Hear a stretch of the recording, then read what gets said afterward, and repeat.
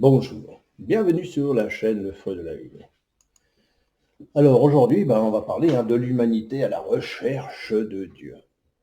Alors si je regarde sur le premier chapitre, le numéro 1, pourquoi s'intéresser aux autres religions? Eh bien, nous allons nous intéresser aussi à celle des témoins de Jéhovah. Alors on parle de statues, on dit que les hindous vénèrent le Gange, que les catholiques sincères prient Marie, que dans certains pays bouddhistes, la plupart des hommes vivent temporairement en moines vêtus d'une robe safran, et que de fidèles musulmans font un pèlerinage à la Mecque une fois dans leur vie. Pourquoi s'intéresser à Dieu? Il est difficile aujourd'hui de discerner l'idolâtrie, car elle prend des formes de plus en plus pernicieuses. Voyez-vous, je ne vous parle pas du fait d'embrasser une statue. Par exemple, regardez la chute d'Ève. On se dit, Jéhovah ne l'a pas vu venir, celle-ci. Vous vous rappelez certainement que cette réflexion, je l'ai eue à un moment donné où je me suis même posé la question si Jéhovah n'a pas voulu que cela arrive. Tu ne mangeras pas de ce fruit en espérant que ta souveraineté individuelle fasse que tu fasses le choix d'en manger. Mais on va y réfléchir, on va comprendre pourquoi.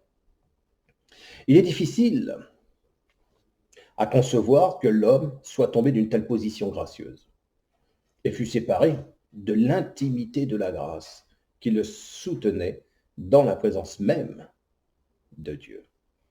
Mais ceci fut possible tout simplement parce que l'homme fut une créature et non Dieu. Il faut comprendre qu'au début, l'homme était en parfaite communion avec Dieu.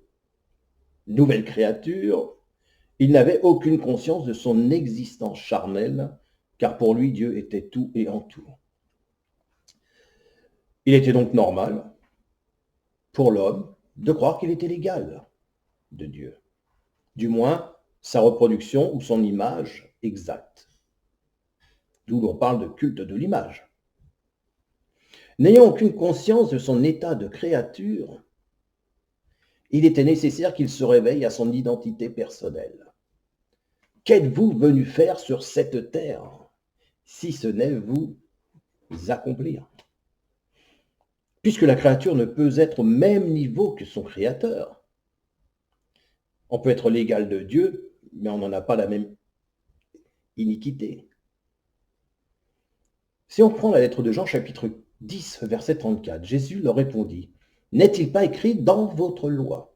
Ah, là, il ne dit pas la loi de Dieu, il dit « Dans votre loi, j'ai dit, vous êtes des dieux. » Il fallait que l'homme soit renversé de sa position pour réaliser ses limitations. Pour accomplir cela, Dieu créa la femme du penchant que l'homme avait pour la perfection. Eh oui, la femme étant l'élément réceptif dans la nature humaine, fut ainsi le point faible dans la conscience de l'homme. Ayant été créé avec un raisonnement purement charnel, plutôt que divin, l'esprit matérialiste de la femme, causant ainsi une rupture entre Dieu et l'homme. Le but de l'existence de la femme fut de faire chuter l'homme, afin que le salut soit par la grâce et non par les œuvres. La chute fut donc prédestinée dans le conseil de Dieu avant même la fondation du monde. L'esprit de la chair, qui résidait en l'homme, surgit en opposition à la loi de Dieu à cause de la fragilité et la faiblesse de l'élément réceptif de sa conscience charnelle, la femme, qui voulait son indépendance en étant maître de son propre destin. Il n'y a ni mal, ni bien, tout est expérience divine. Il s'agit bien des différents niveaux de conscience humaine qui déterminent notre état. Puis l'Éternel Dieu commanda à l'homme en disant « Tu mangeras librement de tout arbre du jardin.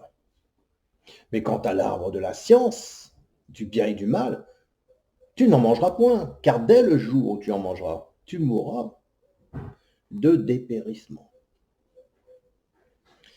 Ceci fut l'épreuve de la foi de l'homme qui engendra l'exercice de son libre choix. Il devait soit se soumettre en renonçant à son indépendance pour avoir la vie éternelle, ou désobéir pour affirmer son existence personnelle dans sa séparation d'avec Dieu. Sachant que même dans l'autre cas, il devrait obéir à un autre que Dieu, c'est-à-dire à Satan. Donc, malgré tout, il se retrouvait sous la dépendance de quelqu'un. C'est à la réception de cette première loi que l'esprit de l'homme se rebella et tomba dans le péché, car la loi agaça son esprit, l'irrita et le tracassa au plus haut point pour l'éprouver digne de demeurer dans l'enclos de la grâce. Vous vous rappelez que la première chose qu'il a fait, c'est de se rendre compte qu'il était nu. Ils étaient nus, ils ont cherché à se couvrir. La chute était donc assurée, car personne n'est digne de mériter la grâce.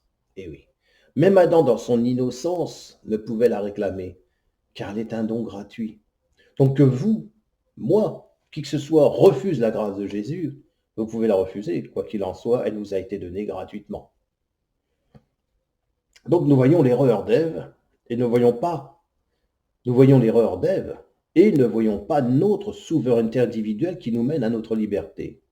Le renoncement à l'exercice du libre choix et la foi en l'Éternel furent les seuls moyens pour Adam de demeurer dans la grâce et la préserver. Ainsi, la puissance du péché, nous dit l'apôtre Paul, c'est la loi. Et comme l'apôtre Paul aussi ajoute, je n'ai point connu le péché sinon par la loi. Car je n'eusse pas connu la convoitise, si la loi n'eût dit tu ne convoiteras point. Je t'ai fait cette femme. Je devais convoiter cette femme. Elle était à moi, elle était mienne.